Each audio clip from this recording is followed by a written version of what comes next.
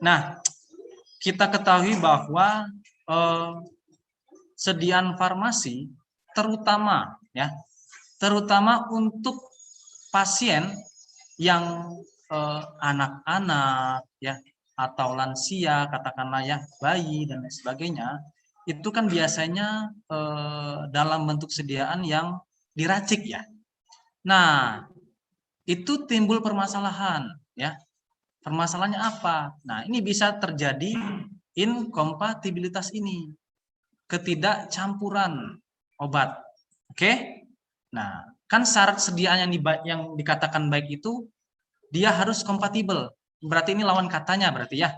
Dia berarti tidak tercampur. Jangan sampai terjadi reaksi yang tidak diinginkan. Nah, inkompatibilitas ini bisa terjadi berbagai macam. Bisa secara fisika, bisa secara kimia, ataupun secara terapeutik ya. Oke, di dalam farmaseutik yang termasuk dianya ke dalam inkompatibilitas ini, yaitu yang secara fisika maupun secara kimianya, itu yang termasuk ya ke dalam farmaseutik. Sedangkan yang terapeutik itu nantinya dia di luar atau di dalam tubuh ya. Kalau yang farmaseutik ini yang termasuk fisika dan kimia itu terjadi di luar tubuh.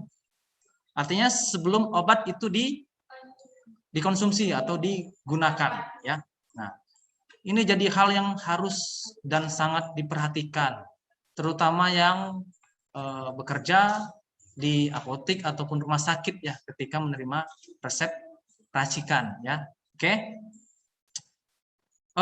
Kita lanjut ya.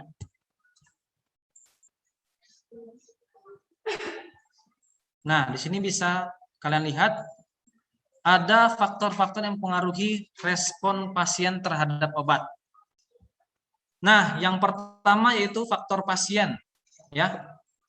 Yang termasuk ke dalam faktor pasien itu ada fisiologi dan patologi, genetik, ras, umur, dan lain-lain. Nah, kenapa faktor pasien juga mempengaruhi respon terhadap obat ya?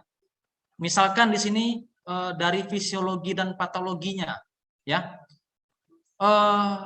Mungkin kalian bisa menggambarkan ya. Apa yang terjadi ketika obat itu masuk ke dalam tubuh ya.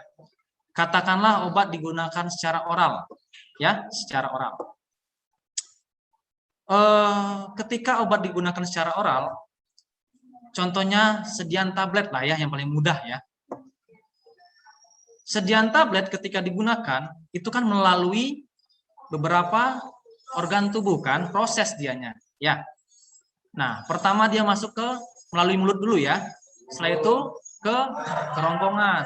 Nah, setelah ke kerongkongan di lambung. Nah, setelah lambung mana lagi adanya?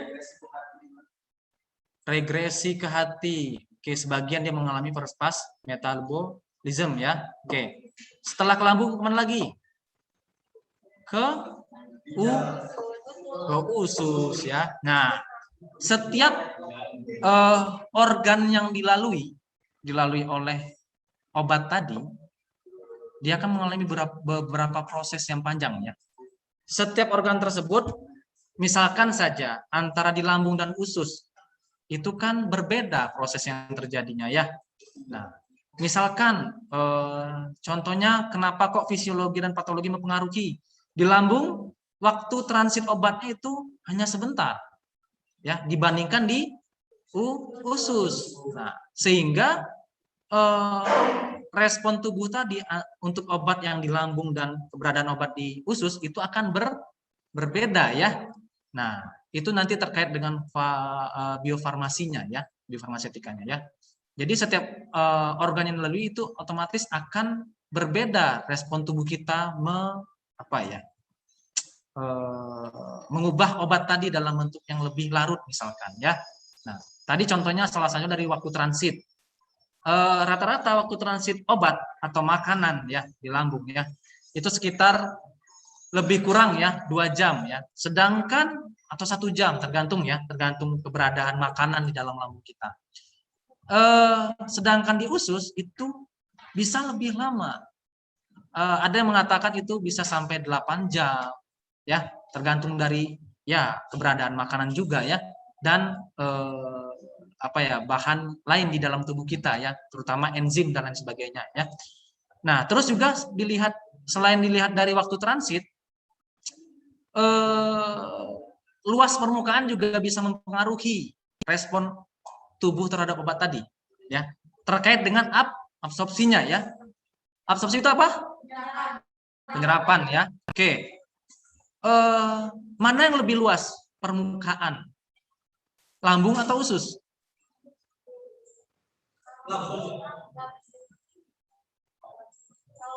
Lambung atau usus?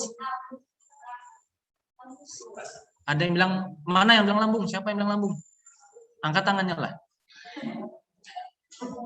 Lah, tadi bilang lambung, tapi nggak ada yang angkat tangan. Sok, lambung, kata Iqbal. Yang lain, usus berarti? Yang daring gimana, yang daring?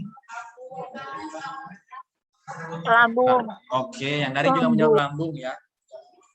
Dilihat dari luas permukaan, ternyata yang lebih luas permukaan tempat terjadinya absorpsi, yaitu usus. Coba nanti kalian baca ya, searching saja nanti ya.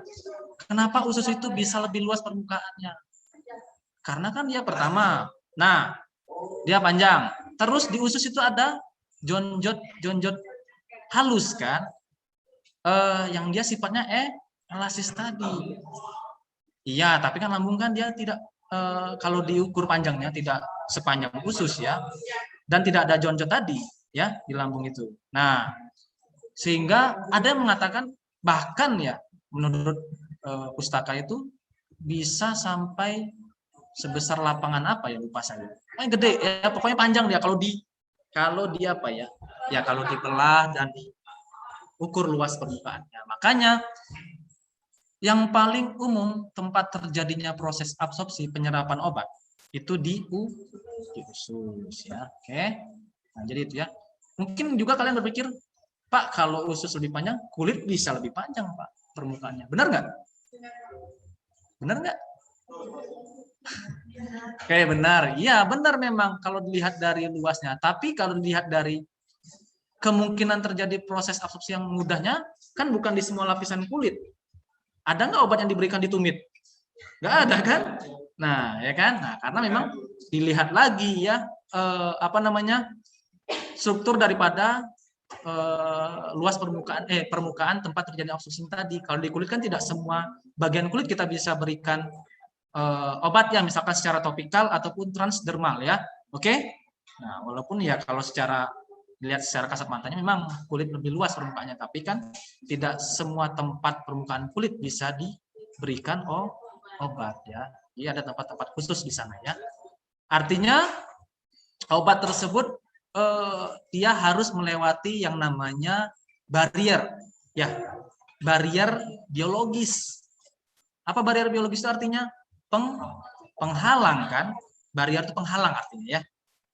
Jadi sebelum obat itu mencapai pembuluh darah atau dia tadi terabsorpsi, dia harus melalui barier biologis tadi. Ya. Oke, nanti itu di pelajaran biofarmasetika ya di semester 5 nanti. Nah, ibaratnya gini, ketika kalian masuk ke rumah, kalian harus melewati beberapa pintu kan? Kalau itu proteknya lebih banyak, berarti panjang perjalanannya. Tapi kalau tidak ada pintu hanya satu, berarti lebih cepat kayaknya. Nah, seperti itulah gambaran ketika obat tadi masuk dianya, terutama ke sistem sirkulasi sistemik atau pembuluh darah di sana ya. Nah, kaitannya dengan absorpsi tadi, menurut kalian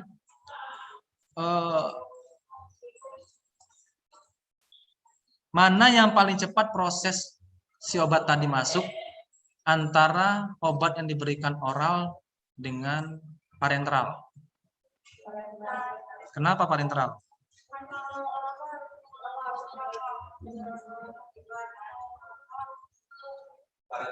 Oke, parenteral kan banyak ya. Ada melalui subkutan, ada intravena dan lain sebagainya. Nah, kalau saya contohkan intravena, berarti kalau intravena langsung masuk ke dalam pembuluh darah, otomatis dia tidak akan melalui lagi yang namanya proses biofarmasetik tadi. Ya. Nah, Pak, kenapa? Berarti kalian berpikir, mungkin kalian berpikir, ya udah Pak, kalau memang itu, kenapa tidak semua obat dibuat dalam bentuk sediaan intravena? Benar nggak? Benar kan? Nah, jadi ya memang tadi saya katakan obat itu kan dia punya sifat dan karakteristiknya ya, secara fisika maupun kimianya ya. Nah, dia kan tidak semua obat bisa diberikan melalui secara intravena ya, tidak semua, karena dia berbeda sifat karakteristiknya antara zat aktif satu dengan yang lainnya ya. Nah, terus juga ada kaitannya nih. Tadi yang jawaban Iqbal tadi apa tadi? Regresi ya, regresi di lambung ya. Ekskresi. Kalau ekskresi kan pengeluaran berarti ya, bukan ya. Jadi, nah, obat yang diberikan melalui rute secara oral itu punya kelemahan, kekurangan. Apa kira-kira menurut kalian?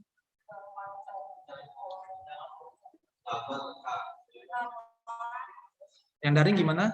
Ada yang bisa jawab? Salah satu hal kekurangan dari sediaan yang diberikan secara oral itu apa? Merusak lambung. Oke. Pertama mungkin bisa mengiritasi lambung. Oke, boleh. Tetapi hal yang lebih penting itu dia mengalami yang namanya first pass metabolism atau dia efek metabolisme lintas pertama. Nah, ketika kita menggambarkan ya nantinya ada kurva ya secara farmakokinetikanya, untuk obat yang diberikan secara oral ya dia kan tidak langsung pada waktu nol, pada waktu diberikan tidak langsung dia terserap ke dalam pembuluh darah ya, dia melalui prosesnya panjang tadi ya. Nah, sebagian zat aktif di dalam sediaan tadi secara oral dia mungkin akan mengalami namanya efek metabolisme lintas pertama, sehingga kemungkinan zat aktifnya itu akan hilang sebagian ya. Nah, itu salah satu kekurangan dari obat yang diberikan secara oral. Ya. Beda halnya obat diberikan secara intravena tadi ya. Nah, itu salah satu kekurangan. Nah, ada contohnya juga obat apa ya? Insulin ya. Insulin tahu ya? Untuk apa insulin? Untuk gula darah. Ya, untuk penyakit diabetes ya. Biasanya di DM tipe berapa diberikan insulin itu? DM tipe berapa? DM tipe 2, Pak. Tipe 2 ya, oke. Insulin itu sampai sekarang ya ada tidak yang dalam bentuk sediaannya oral? Ada tidak? Yang daring ada nggak? Terutama yang sudah kerja nih. Tidak, Pak. Tidak ada ya, belum ada ya. Pertanyaan saya nih, bisa nggak suatu saat insulin itu bisa diberikan secara oral? Bisa. Bisa mungkin, oke, benar. Kenapa bisa?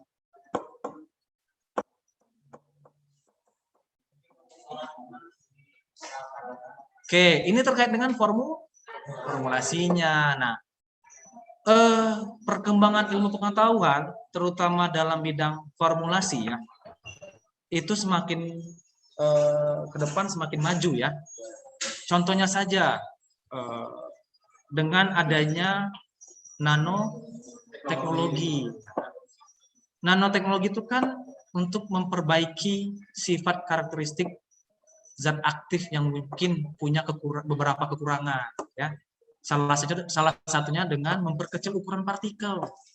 Ternyata dengan memperkecil ukuran partikel suatu zat aktif itu bisa salah satunya meningkatkan kelarutan zat aktif tersebut ya. Nah, sehingga ada kaitannya dengan absorpsi nantinya. Semakin tinggi suatu kelarutan zat aktif tadi, dia akan semakin banyak atau semakin cepat jumlah obat yang akan diabsorpsi melalui tadi organ-organ tadi yang itu tadi ya disebut tadi ya. Nah, itu salah satunya. Nah, tidak menutup kemungkinan juga untuk insulin tadi suatu saat bisa dibuat dalam bentuk sediaan oral. Tidak menutup kemungkinan ya. Oke. Karena ini berjalan seiringnya dengan perkembangan zaman ini ya. Akan ada ya kemajuan-kemajuan ya di bidang teknologi lah ya. Tidak menutup kemungkinan. Oke. Tadi yang selain faktor pasien ya, kita lanjutkan. Itu ada faktor biofarmaseutik. Tadi yang saya katakan, biofarmaseutik itu ilmu pelajari tentang hubungan antara ini sifat fisikokimia zat aktif, faktor formulasi dan faktor teknologi terhadap proses biofarmasi yang terjadi. Nah, proses biofarmasi yang terjadi itu apa saja? Yaitu ada istilahnya LDDA ya. Liberasi yang pertama yang termasuk dalam proses biofarmasi ya. Proses liberasi. Yang kedua itu disolusi, ya.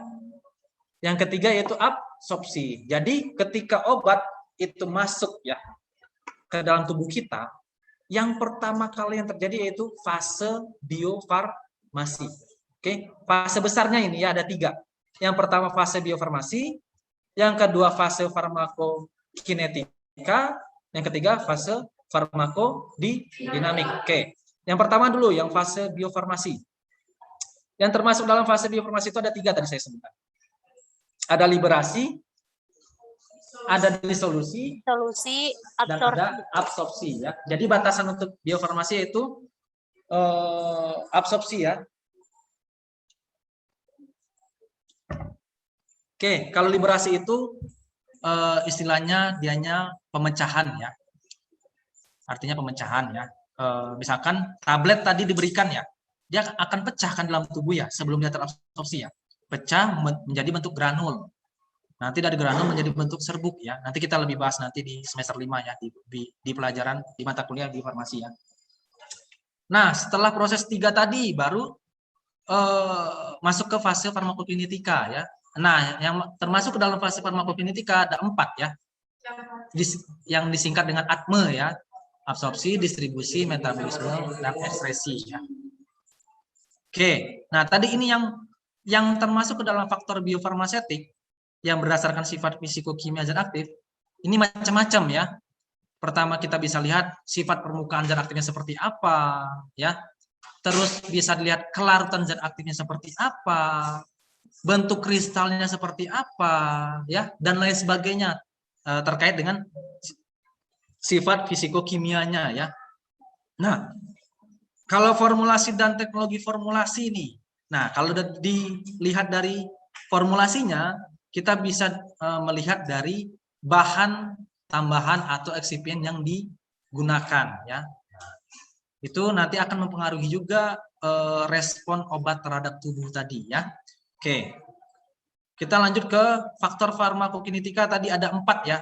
Ada absorpsi, distribusi, metabolisme, dan ekskresi ya. Kalau ini mungkin kalian sudah tahu ya.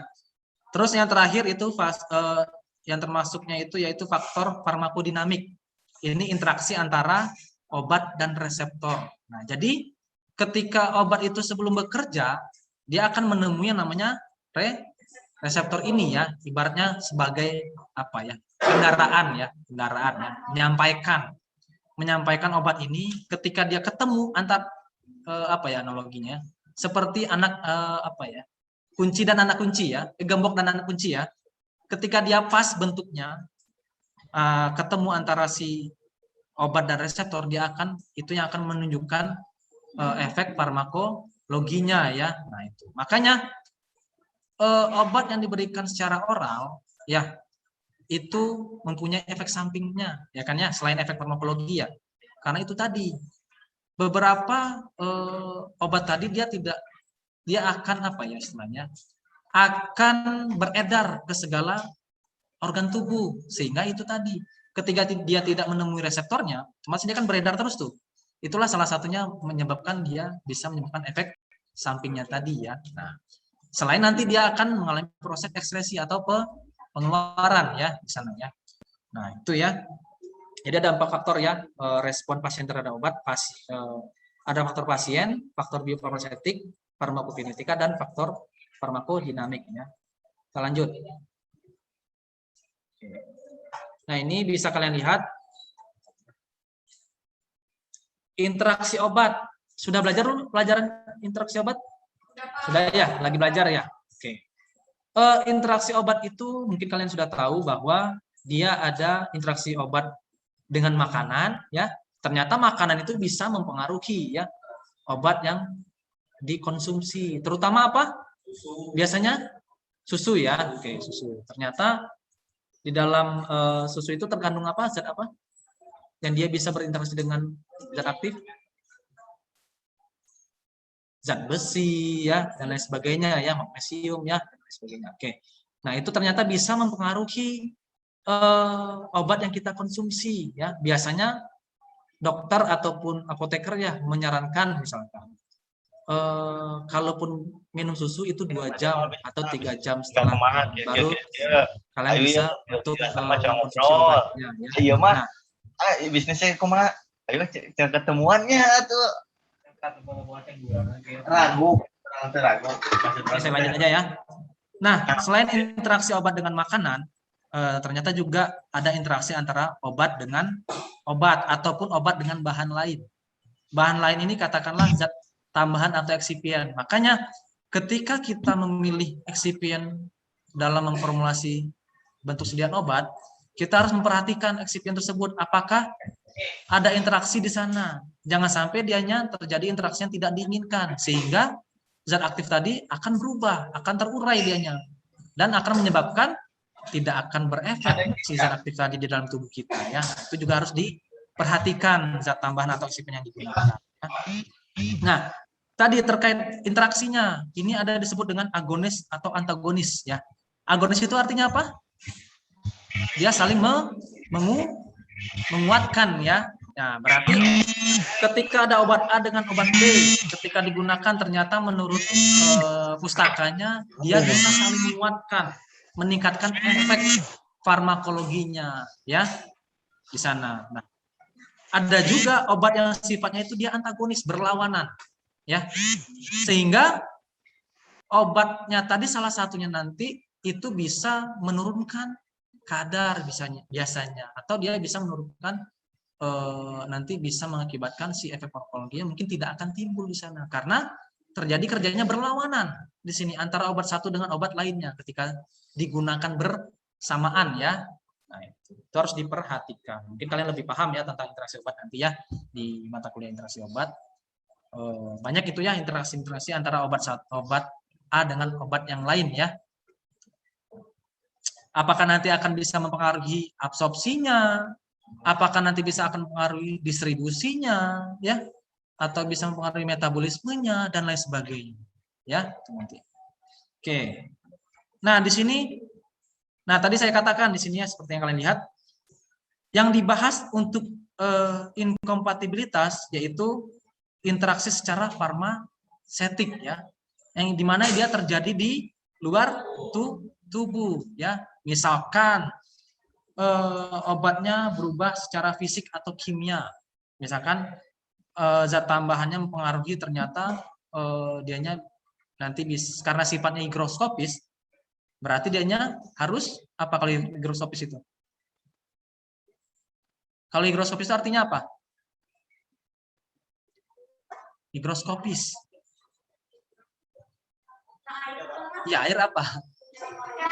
Ya, dia bisa menyerap air sehingga dia tidak stabil nantinya. Nah, ini harus sangat diperhatikan ketika kita menggunakan zat tambahan atau zat aktif yang sifatnya dia mudah higroskopis dianya ya. Harus diperhatikan di sana ya. Mungkin kita bisa menambahkan dengan misalkan dengan adsorben misalkan ya. Dengan penambahan zat tambahan adsorben di sana, mana dianya bisa melindungi zat aktif atau zat tambahan tadi yang sifatnya higroskopis tadi ya. Nah, misalkan contohnya dengan penambahan aerosil misalkan ya. Tapi juga kita harus memperhatikan konsentrasi yang digunakan karena sifat zat tambahan itu bisa bersifat toksik di sana ya ketika digunakan secara berlebihan atau di luar melebihi batas yang diperbolehkan ya. Oke. Kalau interaksi secara farmakokinetik dan farmakodinamik itu terjadi di dalam tubuh ya, nanti nih kita bahas lebih lanjut ya. Oke, kita lanjut. Nah, di sini dikatakan bahwa inkompatibilitas obat itu suatu perubahan yang tidak diinginkan pada saat mencampurkan bahan obat dengan bahan obat lainnya ya. Nah, ini akan terjadi masalah ya.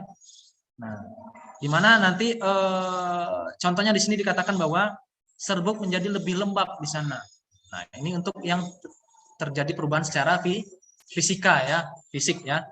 Nah, terus juga bisa terjadi perubahan warna secara kimia di sana dan lain sebagainya ya. Oke. Nah, nanti juga ada cara-cara mengatasi daripada inkompatibilitas ini ya.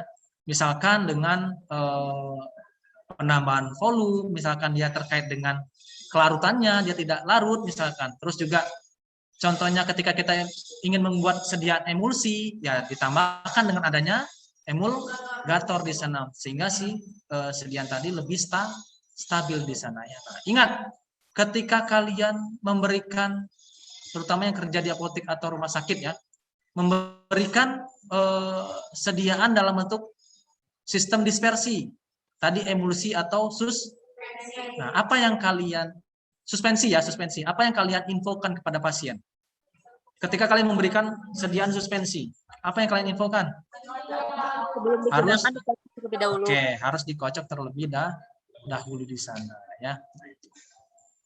Jadi itu harus kalian perhatikan juga ya ketika akan memberikan obat kepada pasien ya. Oke, kita lanjut. Nah, ini yang tadi saya katakan ada dua ya di sini inkompatibilitas obat yang terjadi baik secara farmaseutik maupun secara farmakologi. Nah, kita di sini membahas yang secara farmaseutiknya ya. Baik itu secara fisika maupun secara kimia. Nah, bisa juga untuk secara kimia itu misalkan terjadi dia reaksi hidrolisis ya. Apa artinya kalau hidrolisis itu? Ya, atau bisa juga terjadi reaksi oksidasi ya dan lain sebagainya. Nah, sehingga biasanya kalau sudah suatu sediaan itu dianya sudah berubah secara fisik ya, dia akan mengikuti secara kimianya, sehingga juga akan mempengaruhi secara terapeutiknya ya, akan berubah di sana. Untuk supaya kita tidak terjadi perubahan secara fisika di dalam membuat suatu sediaan, otomatis kita harus evaluasi sediaannya ya. Nah, itu terkait dengan stabilitasnya. Pengujian untuk stabilitas suatu sediaan itu ada beberapa macam ya. Ada istilahnya uji stabilitas ya. Uji stabilitas itu ada beberapa macam juga jenisnya. Ada uji stabilitas dipercepat, ada uji stabilitas diperlama, atau itu uji real time ya, waktu sesungguhnya di sana. Nah, biasanya kalau dalam penelitian, terutama penelitian misalkan dalam skala kecil ya, biasanya itu dilakukan uji stabilitas dipercepat ya. Salah satunya dengan cycling test. Pernah dengar ya? Cycling test? Belum pernah? Oke.